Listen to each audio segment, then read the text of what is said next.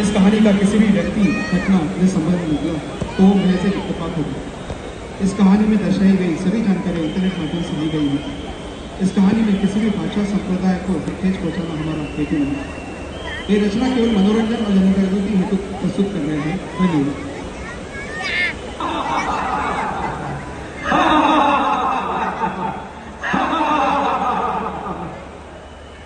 नमस्ते साहब, चलिए चाय पी लीजिए। अरे वाह, लो चाय वाला आ गया। हाँ, चलो चलो, चाय आ भी गई। हाँ भाई, चलो चाय पीते हैं। हाँ। वाह राजू वाह, क्या चाय बनाई है। मजा आ भी गया। सुबह की चाय और अखबार, इनके बिना तो दिन की शुरुआत ही नहीं होती। एकदम बराबर। अरे अखबार से याद आया, हमारी आज की ताजा खबर क्या है? आ गई, आज की ताजा खबर आ गई। लो आ गए क्लर्क साहब। क्यों क्लर्क साहब, आज भी लेट? अरे आता काय सांगू तुम्हाला? काय सांगू नका, पहले आज की खबर सुनाइए। हाँ। हाँ, देखते हैं आज की क्या खबर है। दिन दहाड़े हुआ। अरे यार, ये क्या सुना रहा है सुबह सुबह? अरे कुछ अच्छा सुनाओ कि दिल बन जाए। हाँ। अरे भाई, 26 जनवरी का माहौल है, उस देश के बारे में सुनाओ। अरे हाँ, भारत दुनिया का 5th लार्जेस्ट इकोनॉमी बन गया है और 2025 में 4th इकोनॉमी बनने का अनुमान है। हाँ, ये इसे कहते हैं खबर। मानना पड़ेगा भाई, आजादी के सिर्फ 76 सालों में इतनी बड़ी सफलता काबिले तारीफ है। हाँ। देखिएगा, देखते देखते इस देश का नक्शा ही बदल गया।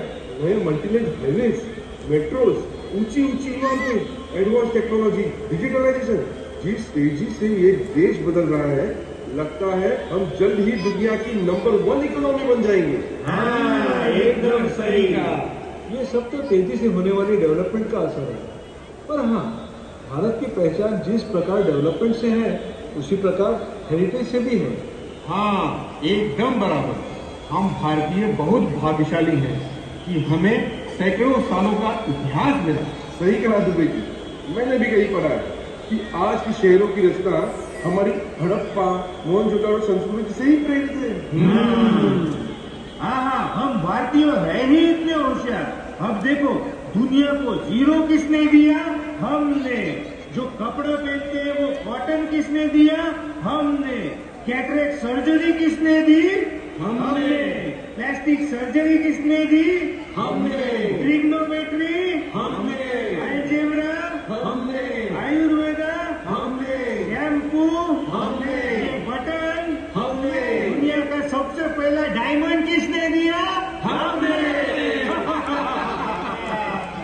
और वास्तुशास्त्र, हमारे सभी पुराने मंदिर और इमारतें वास्तुशास्त्र के आधार पर ही तो बने हैं। पुरानी छोड़िए, अभी जो नई इमारतें बन रही है ना, इसका नियोजन और रचना वास्तुशास्त्र के आधार पर ही तो हो रही है। और धीरे धीरे ये वास्तुशास्त्र पूरी दुनिया में फैल रहा है। जरा सोचिए, आज हमारे पास कितनी सुविधाएं हैं, उपकरण है, एडवांस टेक्नोलॉजी है, और हजारों साल पहले हमारे पूर्वजों ने कैसे दिशा का सही अनुमान लगाया होगा, कैसे संरचना की होगी। इन हेरिटेज के माध्यम से हमने दुनिया के सामने कारीगरी का एक ऐसा उदाहरण रख दिया है जिसे बनाने में आज की एडवांस टेक्नोलॉजी भी फेल हो जाएगी। बिल्कुल। अरे, भारत का नसीब खराब था कि हमारी नालंदा विश्वविद्यालय को उस खिलजी ने जला दिया, वरना अगर आज नालंदा का तो हम दुनिया के 5वें नहीं, सबसे अव्वल देश होते।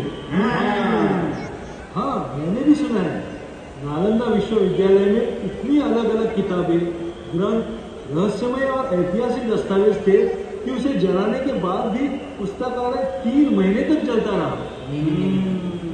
भाई, मानो या ना मानो, पूरी दुनिया के जितने आविष्कार हुए हैं, उसकी नींव हमारे शास्त्रों से ही ली गई है। भले दुनिया के ज्यादातर आविष्कार पर बाहरी वैज्ञानिकों का दावा है, पर असल में आविष्कारों के मामले में हमारा भारत देश अव्वल है। कहने का मतलब है कि हमारे इतिहास का अभ्यास करके और उसे वर्तमान में इस्तेमाल करके ही तो डेवलपमेंट की जा रही है, जिससे हमारे भविष्य उज्जवल हो सके। भारत में अभी तक जो भी डेवलपमेंट हुई है ना, वो कहीं न कहीं हमारे हेरिटेज का अभ्यास के आधार पर ही तो हुई। मानो हेरिटेज और डेवलपमेंट हाथ में हाथ पकड़ के ही चल रहे हैं। क्या हुआ क्लार्क साहब, आप किस चिंता में खोए हो? मैं सोच रहा हूँ जिस तरह इस हेरिटेज को हमारे पूर्वजों ने जतन करके रखा है, क्या आने वाली पीढ़ी इसे संभाल पाएगी? क्या इन्हें इसका महत्व और लगाव होगा? मुझे नहीं लगता। अब मेरे ही बेटे का उदाहरण ले लो। मॉर्निंग सर, मैं प्लेसमेंट एजेंसी से बात कर रहा हूँ। आपके लिए मुंबई में एक बढ़िया जॉब ऑफर है, आप इंटरेस्टेड हैं? क्या मुंबई में? नहीं, मुझे यहाँ नौकरी नहीं करनी। कुछ विदेश में मौका हो तो बताओ। विदेश में? क्यों सर, मुंबई की इतनी अच्छी नौकरी छोड़ के आप विदेश जाना चाहते हैं? अरे क्या रखा है यहाँ पे? ये भी कोई जिंदगी है? अरे दूसरे देशों में देखिए क्या लाइफस्टाइल है उनका, पैसे ही पैसे, चारों तरफ खुशहाली। और यहाँ सुबह उठो, गाड़ी में धक्के खाओ, ट्रैफिक का प्रॉब्लम, बॉस की डांट, काम का प्रेशर, लेट वर्किंग कल्चर, और ये सब करने के बाद भी क्या मिलता है? मुश्किल से गुजारा करने वाली आमदनी। मुझे मेरे बाबा जैसे क्राफ्ट वाली घिसी पिटी जिंदगी नहीं जीनी। कुछ नहीं रखा है इस देश में। मुझे इंडिया में रहने में कोई इंटरेस्ट नहीं है। मुझे बाहर जाना है बस। समझ सकता हूँ क्लार्क साहब, मेरे घर की हालत कुछ अलग नहीं है। सुनिए, कल हमारे बेटे के स्कूल में रिपब्लिक डे का फंक्शन है। पेरेंट्स को भी बुलाया है, हमें जाना पड़ेगा। क्या? अरे तुम जाओ यार, मुझे वक्त नहीं है। वक्त कैसे नहीं है? अरे तुम्हें पता है मेरे 1 घंटे की कीमत क्या है? तुम्हारी इस रिपब्लिक डे के चक्कर में मेरे लाखों का नुकसान हो जाएगा। ये देशभक्ति करके पैसे नहीं मिलेंगे। इस दुनिया में सिर्फ पैसा ही जरूरी है। मुझे पैसे कमाने हैं और अमीर बनना है। तुम्हें अगर इस देशभक्ति वाले कामों में इंटरेस्ट है तो तुम जाओ, पर मेरे और मेरे पैसों के बीच में मत आओ। हे दोस्तों, तुम लोग फिर भी नसीबवान हो।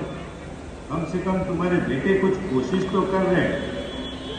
तुम उन पे घर की जिम्मेदारी डाल के अपनी बची कुची जिंदगी सुकून से जी सकते हो, पर मैं तो रिटायरमेंट भी नहीं ले सकता।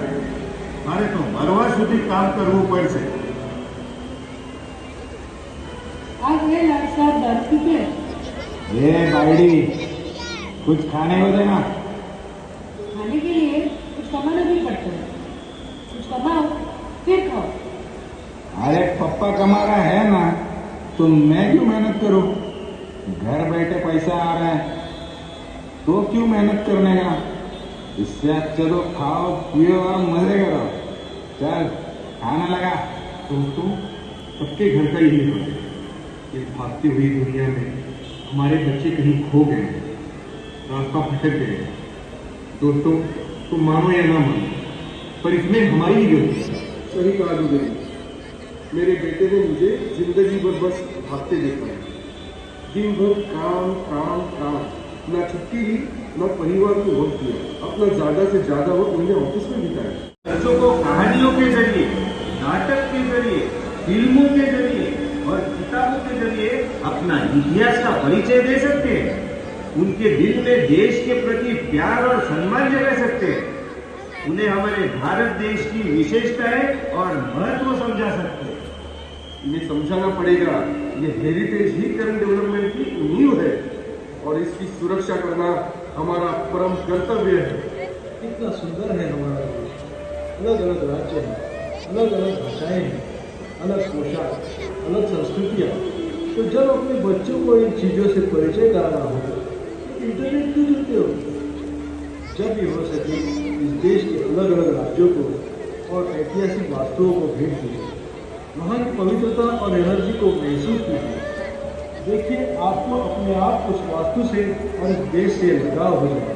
हम नहीं कहते कि बच्चों को इंटरनेट, एआई जैसे आधुनिक टेक्नोलॉजी से वंचित रखिए। समय के साथ साथ बदलना इस नए भारत की जरूरत है, पर अपने संस्कृति से भी जुड़ा रहना उतना ही जरूरी है। हाँ? तो दोस्तों, आइए आज से हम शपथ लेते हैं कि इस देश की डेवलपमेंट का हिस्सा बनेंगे, पर हमारी संस्कृति और सभ्यता को साथ लेकर।